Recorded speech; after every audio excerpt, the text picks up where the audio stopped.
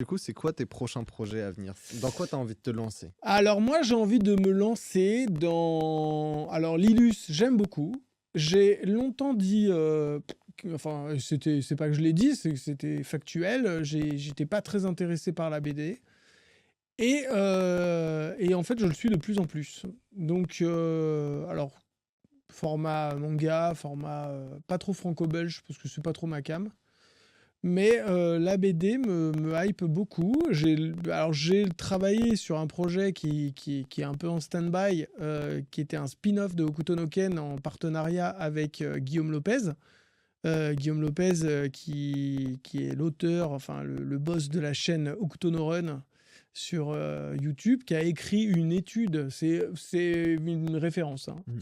Ce garçon, déjà, il est très talentueux, il est très marrant, il est très gentil. Et salut Steven. Et c'est un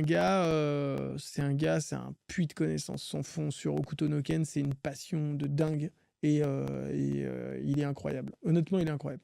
Et en fait, donc on avait un projet, on a commencé à bosser dessus, j'ai fait quelques planches sur un spin-off sur Hokuto no Ken, dans le même univers mais avec d'autres persos. Et bon, après, bon, bah, le temps passe, chacun vaque un peu à ses occupations, n'a pas forcément le temps de tout faire. Et bon, c'est pas mort, mais je pense que c'est un peu en stand-by parce que parfois les choses sont ce qu'elles sont, quoi, tu vois. J'ai un autre projet, bah, justement avec Guillaume Leblanc qui est dans le chat, qui serait au synopsis et à l'histoire. Alors, je peux pas. Alors, c'est un tout petit truc, hein, pour l'instant. C'est vraiment un petit pilote. Et attends, je lui demande si je peux en parler vite fait ou Est-ce pas. qu'on peut spoil? Est-ce qu'on peut spoiler un petit peu ou pas? Euh, Il y en Ok. a trop que- Donc, alors je te la fais courte. En gros, alors moi je suis un mec des années 80, mon pote aussi, donc ça se passe, c'est forcément un truc de baston avec des gros gars musclés. Et en fait, c'est une espèce de mélange de comment t'expliquer, de Hokuto no Ken, donc des gros mecs qui se tapent dessus, et de l'Exorciste.